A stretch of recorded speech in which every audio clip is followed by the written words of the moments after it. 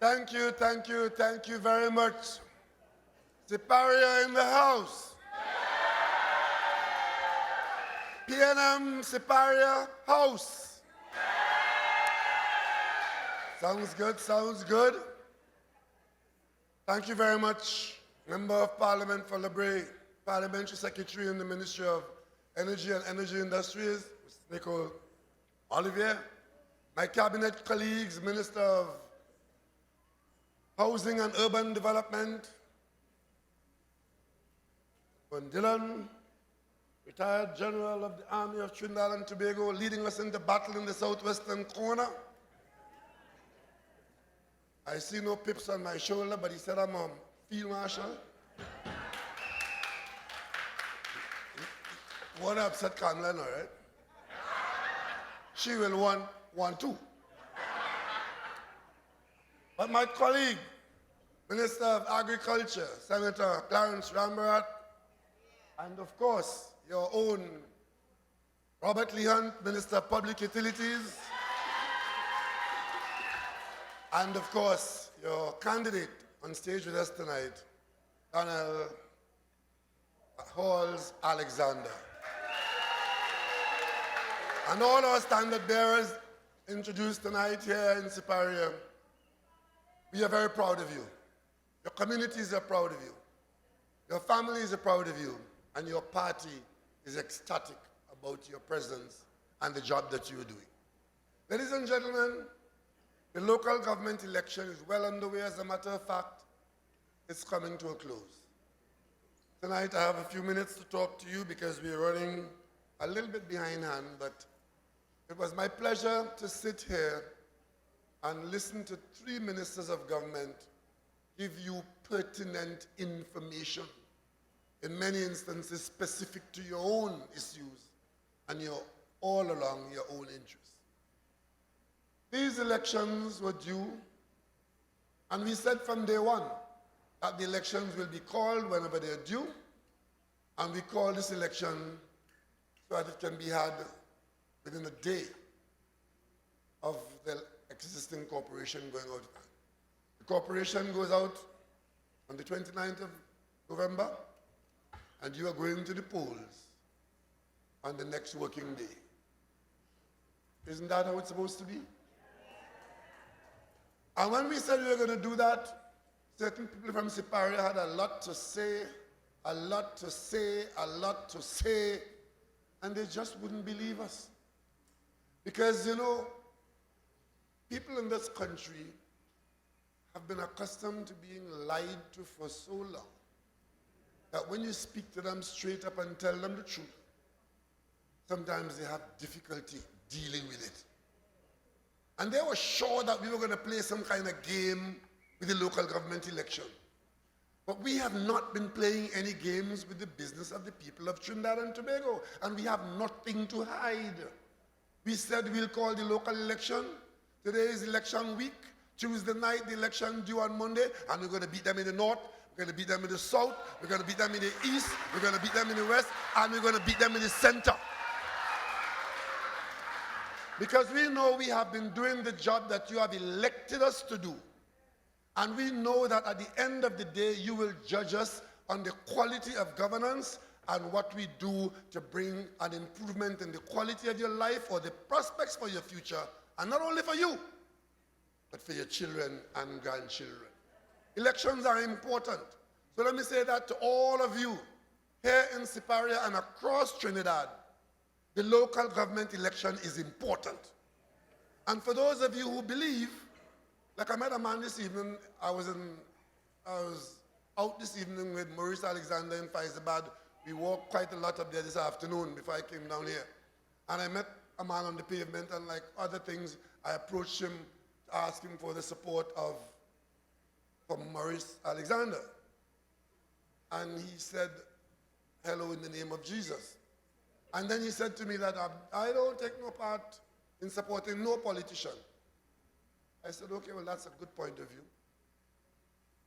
But when Jesus asked you, who you left it to, you'll tell Jesus, I leave it to you. You understand? It's all right to be a man of Jesus. But if you leave your country to anybody, Jesus would not be happy.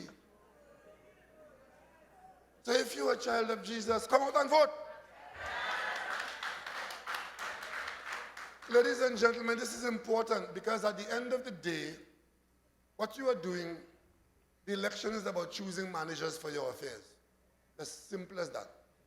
It's about choosing managers. In some countries, they have no choice. They take what they get. In our system, in local government every 3 years, THA every 4 years, in general election every 5 years, you have the power to choose who you put to run your affairs and who you put to represent you. It's not the perfect system, but of all systems, it's the best. And if you don't choose to participate, then who you will blame after when things don't go right? Because things tend to not go right. If you drive out of your garage with your car and just start to mash the X, I give you 15 yards before you crash the car. But if you have a driver who is in control to steer it and guide it, you can go around Trinidad over and over and over and over and even probably drive to Tobago. Because we have good ferries that will take you there. Somebody has to be in control to control the direction that you go, how fast you go, when you turn left, when you turn right, when you slow down, when you speed up. And that is what a government has to do at local government and at central government. And let me say something to the people in the Siparia Corporation and those other corporations that were run by the UNC. Stop telling the people that the reason why you have not performed in your corporation is because you didn't get any money from the PNM government. Stop that stupidity. We have been allocating whatever the parliament has allocated to local government. All the corporations in Trinidad, there are 14 of them. None of them get all the money they need. Nobody lives in a land of milk and honey. All of them are required to do more with less. I never see more bush than I see in Siparia.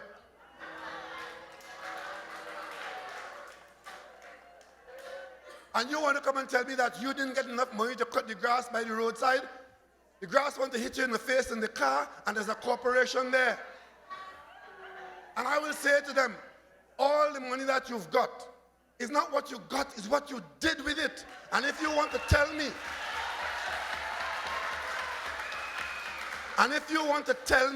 that you didn't get enough money to cut that bush and that grass on the side of the road and Siparia has to be like that, let me tell you all where they're carrying you all. They're carrying you all in the jungle. You know why? If all the other corporations, you go through Tunapuna, you go through Arima, you go through San Grande, you go through Diego Martin, you don't see that. Because we in the PNM, we're not going to tolerate that from our local government people. I have called out chairmen of corporations on the phone and asked them, go down by the cemetery and see what is going on in there and see how tall the grass is. Because I'm sure you have on your payroll people whose job it is to cut the grass in the cemetery. And you go down there and tell me why grass is growing in the pavement. Minister Rambarat will tell you how many times I've called him and said, why is grass growing so tall in the drain around the Queen's Park Savannah? Because I know that there is enough resource. As bad as things are, we do have enough resources and we do have people on the payroll that if you put them out there, the grass is not supposed to turn jungle in the drain and the bush hit you in the eye. Okay. But of course, they sit there and do all kinds of things because they have this built-in thing to tell you the government didn't give you enough money and those UNC people could never get enough money, central government or local government.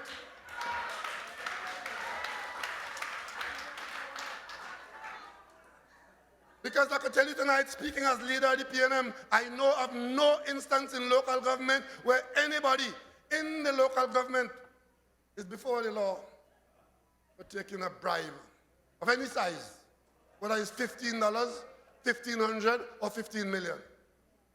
We don't subscribe to that. Don't. We try to make do and make the most of what we've got, hoping that the next time around we'll get more. And here's the joke.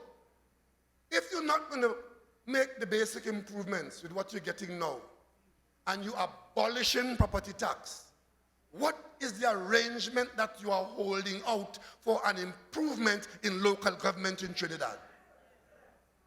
If what you have now is the same kind of money you were getting when they were in government, waiting on the Minister of Finance to give them some money to run the corporation, and you can only get money in the context of what the Minister of Finance has at the national level. And if you are telling me you are going to abolish local government, you're going to abolish property tax so that nobody in Siparia or anywhere in Trinidad will pay $1 or $100 towards the services of the region that you will collect, that you will control, that you will use on yourselves. I mean, look at all these fine houses here in Siparia. But look at the drain. Look at the road. And you are telling me that your quality of life will not improve if you were making that small tax collection which your corporation will use to improve the quality of life in your neighborhood. Then how do you intend to improve it? But they live on blaming the PNM. You know how many political parties have been formed, die, resurrect, form, reform, and the only thing that they are good for, the only thing they're good for is to bar talk the PNM. We are contesting against a political party in Port of Spain called something, I haven't even mentioned it. But it's led by Louis Leasing. He wastes all PNM time in General Council. When I became leader of the PNM, I opened up the party and I said, I'm going to give everybody a chance to prove themselves. They want me to leave Louis Leasing alone. I said, he talks a lot. Maybe behind that talk, there's something positive that we can all benefit from. Leave Louis Leasing alone. I passed that advice for many quarters, and I go and make Louis Leasing mayor of Port of Spain. Who tell me to do that? He do all manner of evil, including opening a highway in St. James, where people were standing on one side in St. James, they can't cross the road to go on the other side because traffic is passing at 60 miles an hour. He raised a tax that is supposed to be there only nominally on the tennis court. So poor people, children, could come to the public court. They couldn't go to the other tennis courts where other people pay. But they were paying $12 to use the court at lights. But this is something you want to encourage people to do so that the young boys and young girls don't go off and get themselves in trouble in all kinds of ways. Encourage them to come. In fact, even pay them to come. Raise it from $12 to $60. And when I said, but you can't do that, it's not a money-making thing. He's a businessman. This is a business. I said, no, this is social service and social justice. I'm the mayor. I'm the mayor. And you know what happened? You know what happened? The councillors in the corporation were so upset with him when he wrote a letter attacking the political leader of the PNM and give it to the UNC to attack me in the parliament, you know. The corporation members wanted to fire him. I called him to Balize House and said, no, leave that. His time will run out. It comes to an end. And when it comes to an end, that is the end. You know, he in Port of Spain now with party. And like everybody else, the sole reason for the party coming into being and the entire campaign of that party is by talking the PNM. The one good thing about it is that the party is based on latrine.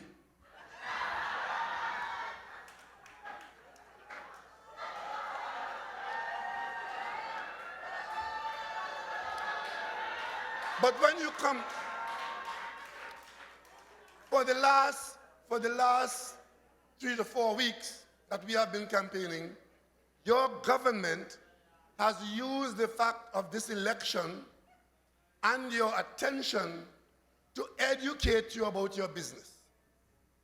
We told you quite a bit about local government, what we have been able to do, what we have not been able to do, and why. And we gave you the continued commitment that local government reform is going to take place. The legislation, so to do, is in the Parliament, in a joint select committee, and God willing, it will come out of joint select committee, it will be enacted into law, and we will move forward in a giant step in local government reform. We're in the courthouse over the lifeblood of local government, which is the property tax that you can collect and keep and spend and use to improve your local district. We're going to win that battle, and then we're going to do that. Everywhere else in the world, everywhere else in the world, this is a tax that you expect to pay. Once you have property in a town or a village, you expect to pay it because you expect to be served. You don't expect the grass to overtake you. Like, I've been all through Siparia in the last few weeks. And I must tell you, I'm disappointed. I expected to see at least some of the grass cut in some of the drains. Yeah? But they're leaving it so, to be able to tell you the P&M didn't get that money to cut grass. You understand? And then, of course, if you tell them, but the grass in Arima is not like this, they jump to race, racial discrimination. They go Martin and Arima, right? That is their lifeblood, falling about race. But we know what it is. It's just general worthlessness. That's what it is. Lack of pride. Because you live here. And if you will allow your place to become like this, to be able to blame somebody else, it's an absence of pride. We want to make Siparia sparkling, and we promise you borough status, and you will get it in short order. The next borough in Trinidad will be the borough of Siparia. And that is not news tonight. I promise you that in the last election, expecting that we would have gone further with respect to the reform. As soon as the legislation is passed and we are on that track, making the progress we expect to make, that we will make, the next borough in Trinidad will be the borough of Siparia.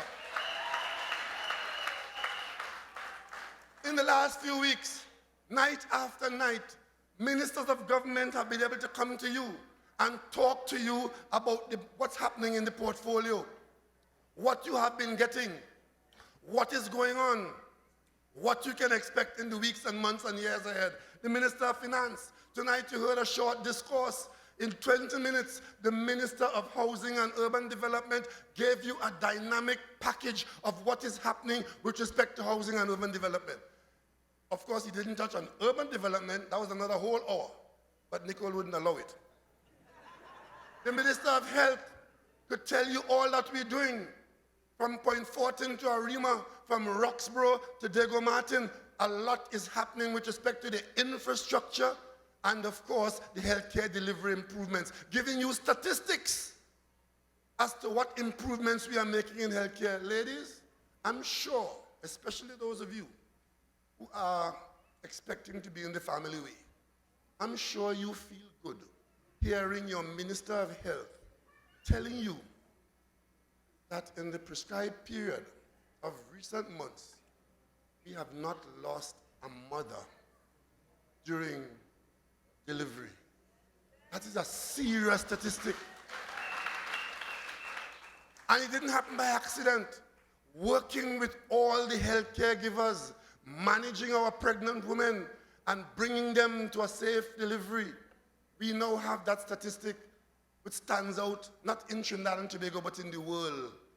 You think the UNC want to hear that? Them just into the bar talk business. The bar talk business, you know, they talk about agriculture. They can't point to a single thing that they have done to advance agriculture in the country except some stupid talk from the leader about bringing back sugarcane growing in Caroni. You know, I know, your children know, the bank know, everybody knows that ain't gonna happen. But just say it, and it sounds good to her. You know? I don't know how many of you know Andy Cap, the cartoon. Andy has a partner. Andy is playing cricket. They came from the pub, right? So Andy is missing every ball bowled to him. And his partner walk up to him and say, Andy, what's going on? He said, man, I'm seeing 3 balls. Which one shall I hit? Partner just shake it. Look, hit the one in the middle. That is what driving them, you know. They must be seeing 3 Trinidad and Tobago. And they decided to just go down the middle with one. So we used to have cane. Let me talk about bring back cane. We used to have a refinery. Let me say we go open it back. And of course, that is not what you get on the PNN platform. We take you into real time, real issues, and every minister, tonight you heard the Minister of Public Utilities, he could have told you. He understands your water shortage problem. It's a geological problem. We don't have rivers here to extract water from. We bring water in from outside or we extract from groundwater. This area has grown and developed. We have to develop the water supply. He gave you specifics on what is happening with that. New wells, improvement of the oil field water supplies, and of course, we bring as much water as we could from outside. And of course, we are operating the agency, WASA, better. WASA? You remember when we came into office? You had the same water problem. Let them not pretend that you had a good water supply in this area. You had the same water problem. This year we had a protracted drought. Even as we're coming to the end of the rainy season, the reservoir is still what, 60%? We are still 40% below the level of the reservoir. So as we go into the next dry season, we have to be expecting to ration water again because the rainy season did not bring a filling of the reservoir in Trinidad. Tobago's reservoir is full because the rain fell in the catchment area. Unfortunately, this year, with all the rain we've got, not enough has fallen above the reservoir at Arena. That main dam for the country is at 60% with about 2 or 3 weeks to go for the rainy season. But of course, we now have, telling you, all of a sudden, the water problem is the government suffering you. But when they were spending money hand over fist, giving away money, thieving money, they didn't know about you and water, you know. They wasn't concerned about you not getting water here, you know. Because all of these issues you have, every single one of them, at the bottom of the list, is how much it will cost to fix it. And if you don't have the money, you've wasted the money, you've stolen the money, you won't be able to fix it. So you're mama-guying people now. And you know the hard part about it?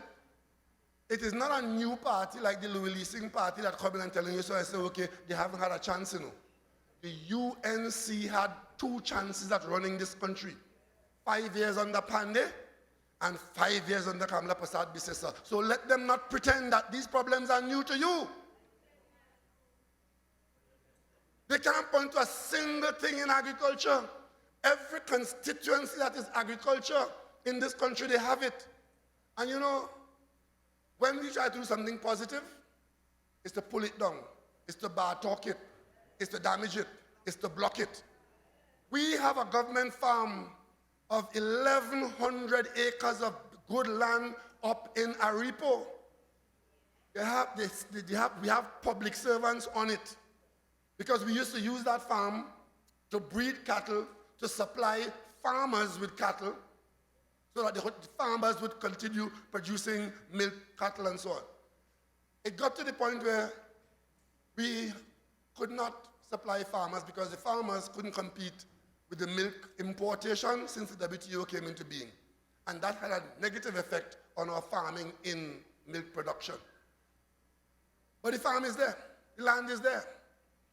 We as taxpayers, 1,100 acres of land, we had public servants up there mining cow. And of course, you know what that means. Nothing good going on there. This government under this minister, we went out and said to the private sector, come and give us proposals using your effort, your money, your entrepreneurship. Government took the workers from there and put them to work elsewhere where we hope that they're working.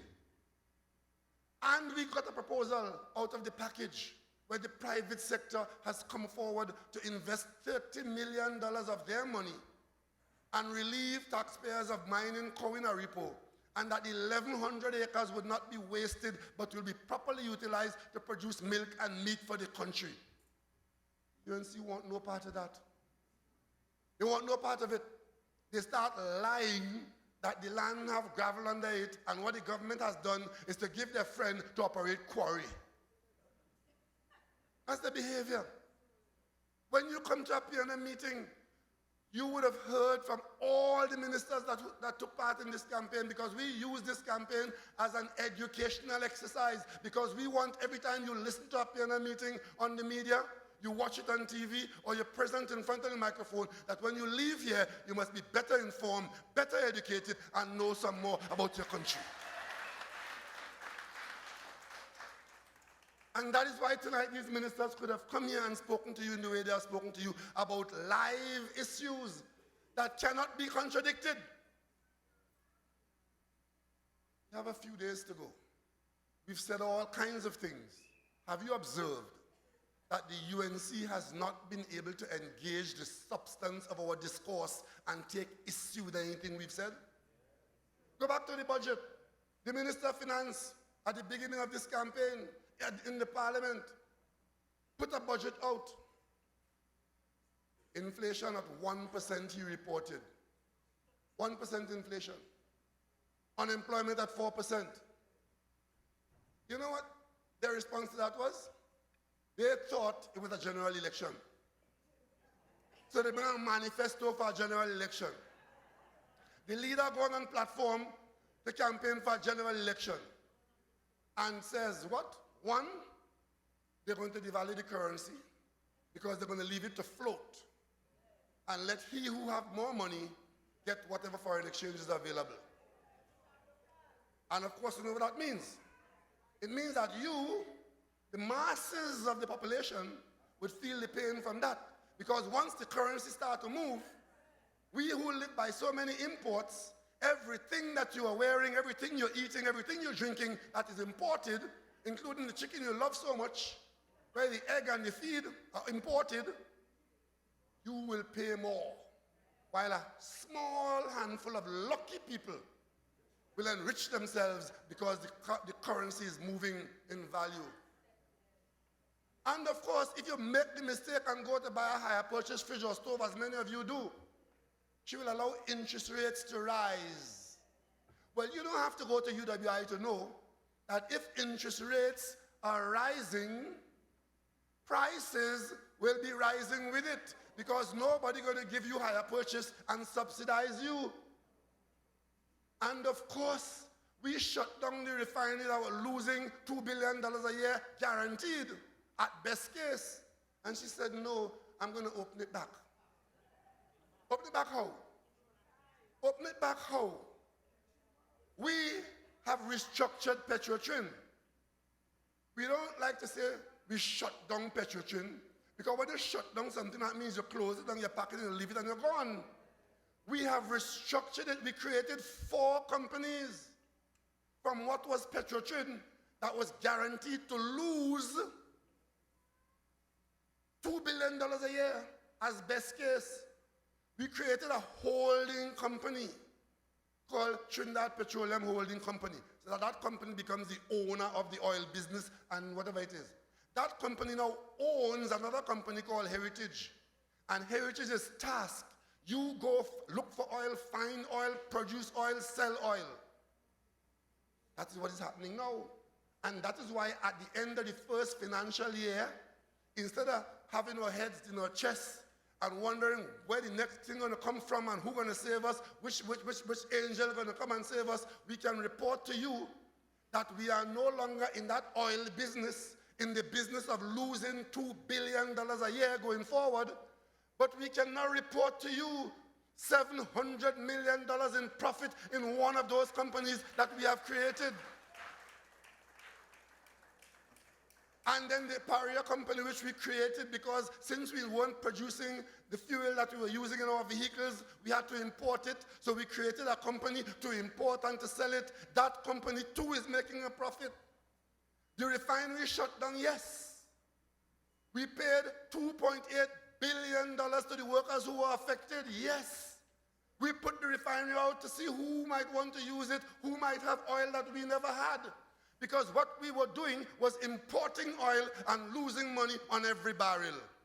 But if there are people, and there are people, who have oil that they could put in there and use it, even if it is operated and we don't make $1 from it, by the very fact that it's being operated, you have to hire people, You got to pay taxes, you got to use services, and you become a part of the economy again. But you are not in the treasury of Trinidad and Tobago. They have a problem with that.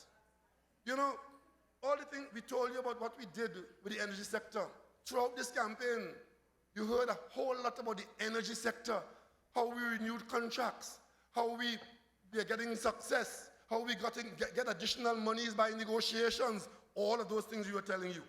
And of course, law and order. The Attorney General gives you in great detail what we have done to treat with this whole question of law and order into which exists this chronic criminality in Trinidad and Tobago. How are we dealing with it? You see, as we do that, we focus on educating you. And then we hear they had a meeting in Gandhi last night, led by the leader of the opposition. Because the opposition is an important part of the country's management. I served 3 terms in opposition, and I know what has to go on in opposition if you are going to be of any use in government. I served in opposition when the PNM lost in 1986. I served on WASAP board. I came to the parliament in 1987, January, and served 5 years under the NAR. It was a learning experience for me. And then I came into government under Patrick Manning in 1991. We went into opposition in 1995. We never worked as hard as we did then to get out of opposition back into government, because mark my word, opposition life ain't easy. Very easy. But you have to work in the opposition. You have to make yourself useful and knowledgeable, and to win the confidence of the population if you want to move from opposition to government. We were in government from 2001 to 2010, and then I'm in opposition again. And for 5 years, I was in opposition. I made 5 budget responses. And I could tell you, with the aid of my colleagues around me, I prepared every single one of those budget responses myself. Because I want to understand the country, and I want to understand what we are offering if I'm going to be in charge of it. So when the opposition is out there and all they could do is obstruct anything the government puts forward, but talk any person who is PNM, come up with the most ridiculous and outrageous conspiracies, and haven't got a single useful idea to put to you. So here we are. Throughout the entire local government campaign, they have not been able to engage the issue of local government reform or local government at all. Not at all. So last night in Gandhi, here are the topics in Gandhi. But before we get there, during the campaign, we had to bring to your attention, because it came out in the media, it was in the government system before as part of the general basket of criminality that was being investigated in the security system way. So when it came out in the media, the government had to tell you what we knew about it and where we were. This whole thing about Cambridge Analytica, which simply means the UNC take all your private data. If you ever use WASA, Tiantec, TSTT, pensions, social services, anywhere data is collected for people,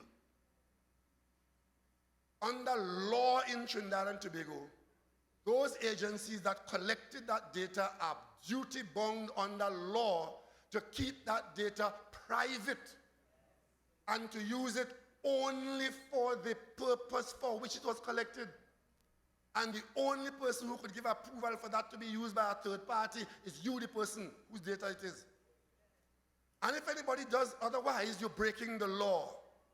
So when I get advice from some expert that we are talking foolishness about Cambridge Analytica because Google and Microsoft always collecting data when you use it, they could do what they want, Google and Microsoft, and do what they want. That is their platform, that is their technology. But our law says these bodies of data are to be kept private. So when a political party like the UNC put their imps out to collect this data and give it to foreigners to make profiles of you, to be able to target you for election purposes, they have broken the law and they've acted like criminals that they are. And when we raise this with you, it having come to our public knowledge first from the British Parliament, the American Parliament, where these things are still being investigated, and the company was so afraid of what it had done, Cambridge Analytica shut itself down, the company is shut down. But the imps who was operating it, still operating. And the UNC that has been lying about it, that it never happened, still have your data. And they start to call you again. They're calling you again, eh? And you want to know how they get your number, eh? And they're telling you, no, we didn't do that. But they start calling you again. In the same way, penetrating your privacy, using your private number to call you, to ask you to vote for the UNC if you're stupid or if you're crazy. That's going on right now. It's going on right now. They're back to because they do not intend to give it up, because what they have is valuable to them. They've created a political profile, a political database using the databases of the country that they've stockpiled, and believe that that will get them back into election, into government. So ladies and gentlemen, I want to ask you to disregard all canvassing by the UNC, because that is part of the criminality that we are questioning them about, and they wouldn't answer. So the next thing, she's on platform last night, and here the UNC big bomb.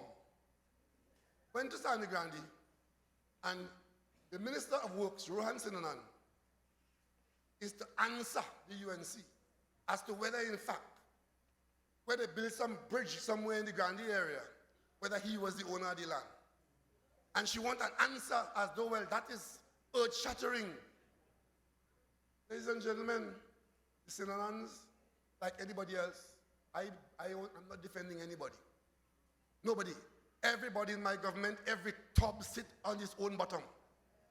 But the level of stupidity has to be addressed, because this is the official opposition of the country, trying to give you the impression in an election 4 days from whenever, to tell you that the Minister of Works somehow have questions to answer because a bridge was built. Which ministry builds bridges in this country? The Ministry of Works. What she's implying is that somebody went and decided to build a bridge on the basis that the land belonged to Sinanan. Not that the road requires a bridge. Not that the road requires a bridge to link this part of the road across the river to the other part of the road.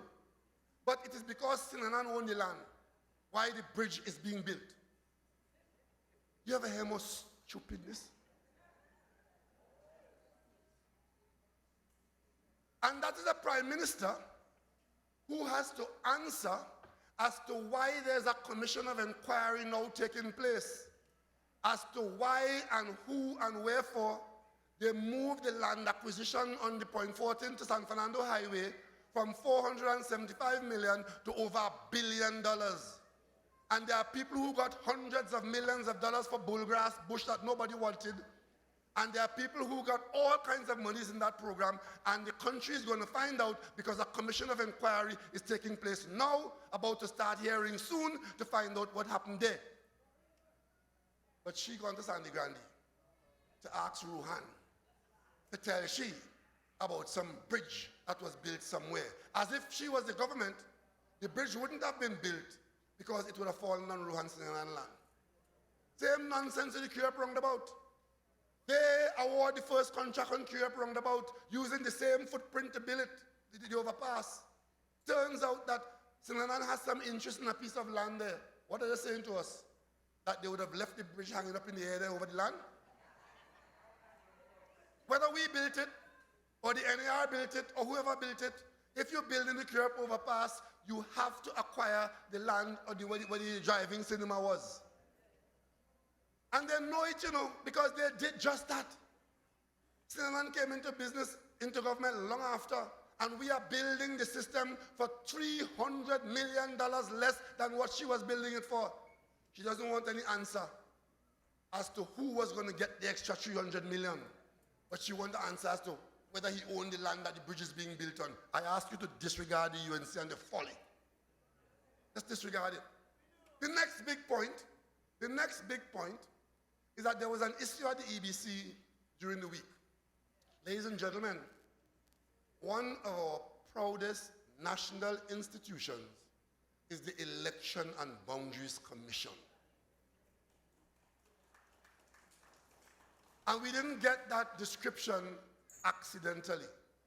Since we became independent in 1962, we have conducted free and fair elections in Trinidad and Tobago.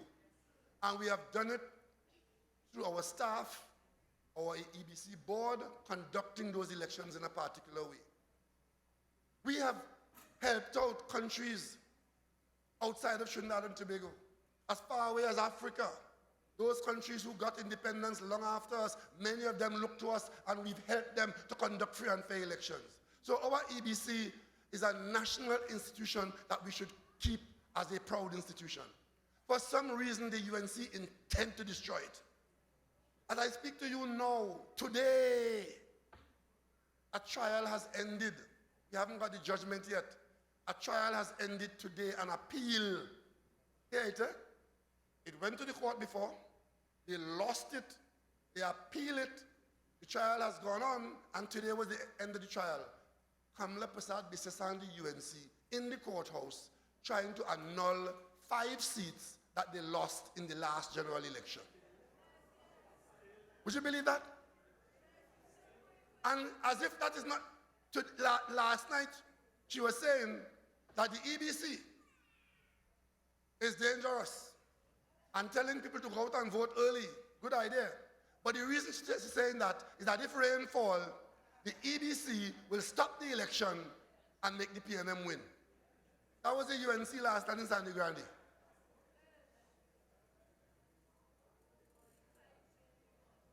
And what happened? What's causing that? The EBC is responsible for early voting. The law is the law, and it cannot be varied according to your whim and fancy. The law says that at the back of each ballot, the returning officer must put his or her initial. How many of you have filled out a form, important or unimportant, and it says, sign, block here, signature there, initial there, and instead of initial, you write James Henry, or you write Harry Tom. It says initial, it didn't say name. Well, of course, if the initial is KR, like Keith Rowley, and I spell Keith Rowley, I mean, you're better off because you had the whole name. And KR could mean Ken Rose, but KR here means Keith Rowley. You might even think it's better to have the whole name. But what did the law say? The law said, put your initial. And if the EBC had left those ballots, which had, instead of initial, had the full name of the person on it, I guarantee you, the UNC would have gone to court and make a legal issue of it, and they would have won because the law says your initial. And what did the EBC do? The EBC, having found out that some returning officers had put more than their initial, making the ballot invalid, decided they had the time, they recalled all those ballots, destroy them, and print new ballots, and are not ensuring that nobody puts anything other than initial at the back of it. That is the basis on which Kamla Prasad Bisesa is ridiculing the EBC. And she goes further, you know. She said it is as a result of the PNM putting friend and family to run the EBC. So casting serious aspersion on the leadership of the EBC. The EBC is run by a board of distinguished citizens who have done yeoman work in conducting elections here. You think the UNC care about that? Just destroying allegations. But the general manager there is a woman. When she was appointed, she was immediately attacked by the UNC because her surname is something coffee. And there was a coffee in the cabinet. It matters not to the UNC that the coffee in the cabinet is C-U-F-F-I-E coffee. And this young lady is a C-U-F-F-Y coffee. Kamala Prasad Bisesa say coffee is coffee, I don't care is who, I got damage it.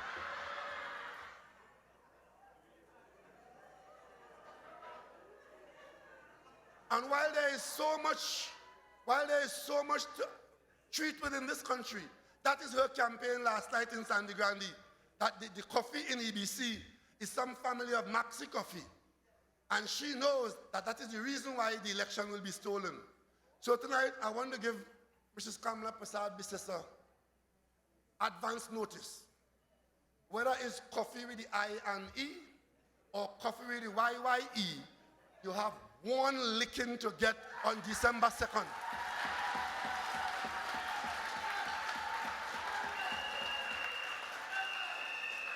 And if my mathematics serves me right, this kind of mad and dotishness that carrying on with is coming from a person who you must sympathize with. Because if you lose one election, it's bad, eh? If you lose two, it's worse. If you lose three, it's worser. And if you lose 10, what I need you for? It's coming up on December 2nd, they're running one after the other.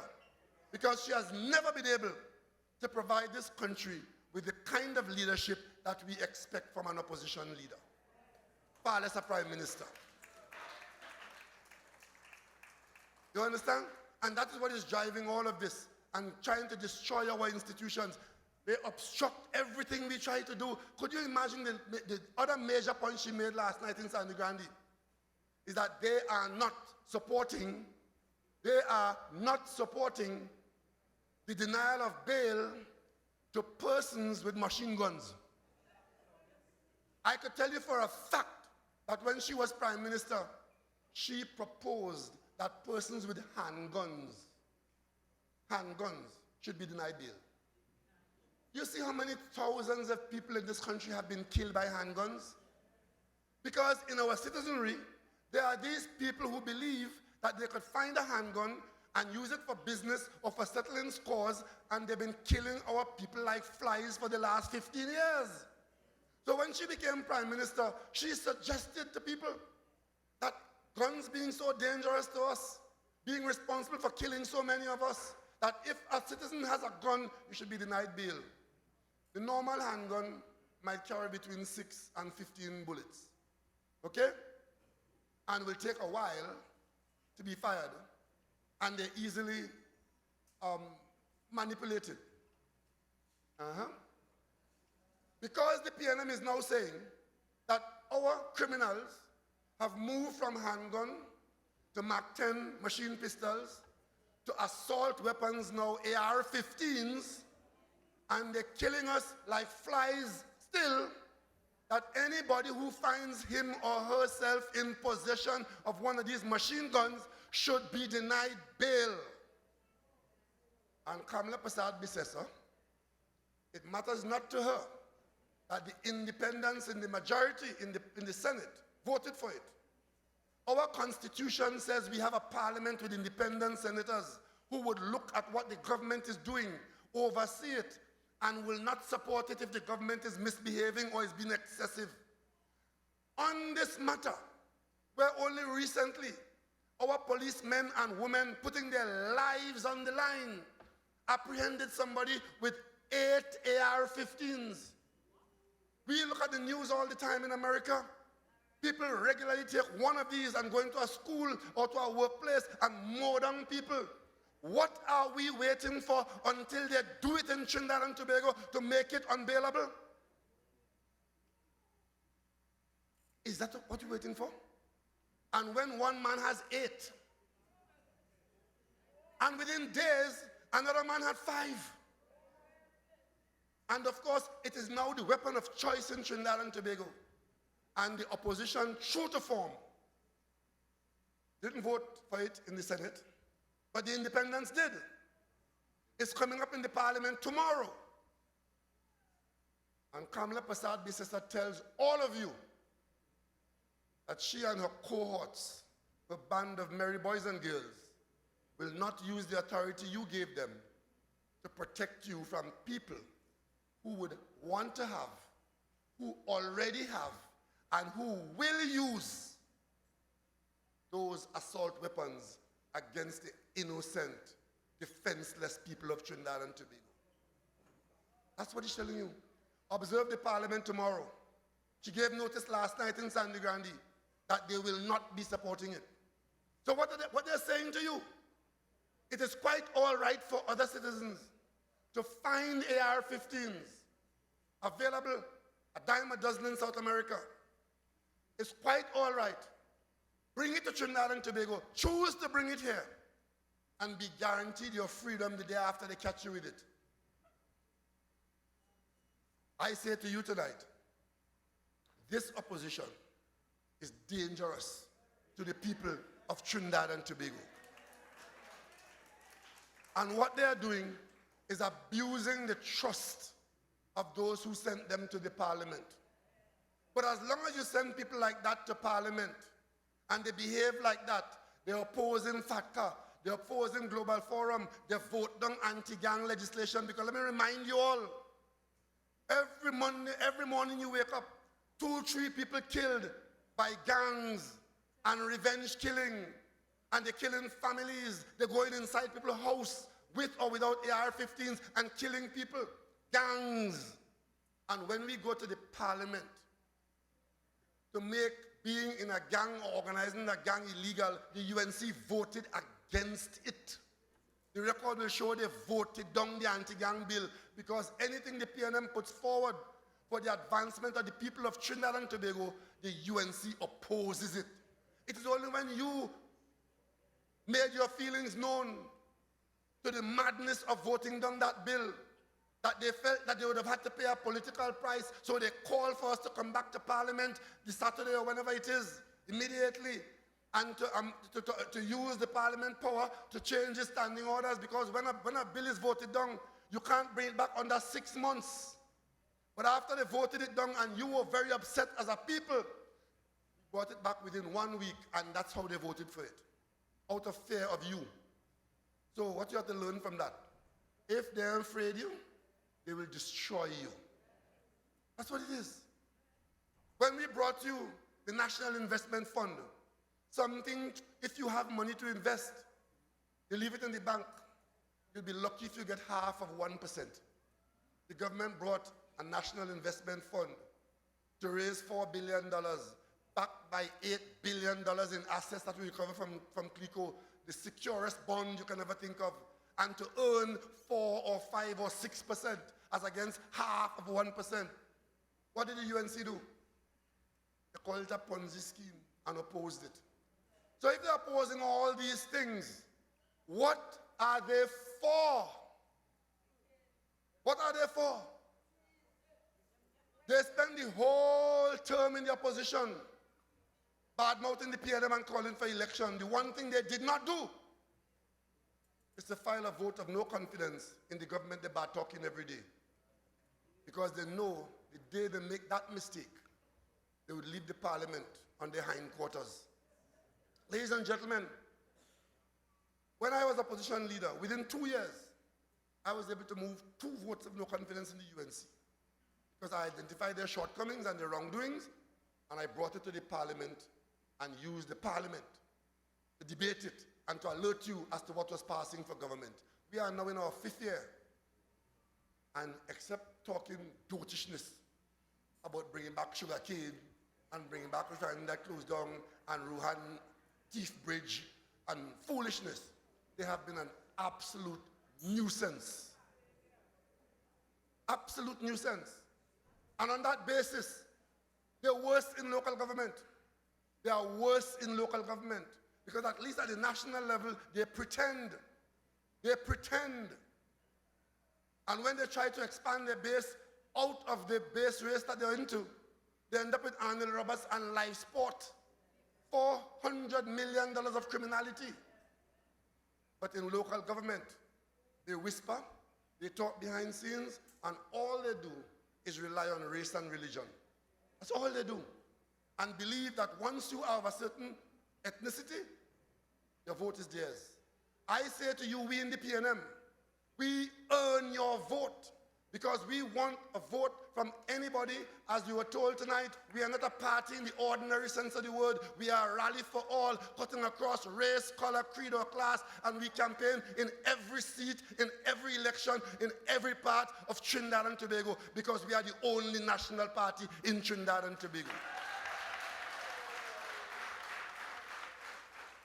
And that is why we are so proud to present to you the people, mainly young people on this occasion, because we've called out to our young people in Trinidad and in Tobago and said to our young people, wherever you are, in Siparia, in Sijas, in Mayaro, in Tobago, come forward and take responsibility for this country. And in this election, while we may have regaled you with what is happening at the national level, at the ministerial level, we are saying to you, local government is an integral part of the fabric of governance in this country. And we are saying to you that you start out first by screening and getting the best of those who are willing. And of course, those who will come and ask you for your support, we don't take your support for granted. And then we leave it to you. We leave it to you, the electors. One, to come out and vote. Two, to vote wisely. And three, to put country before self. And once you do that, we in Trinidad and Tobago, regardless of what difficult period we're going through, regardless of what forces come against us, regardless of what hurdles we have to come, there's no challenge too great for these people in these islands if we all work together. And that togetherness can only be found in the people's national movement.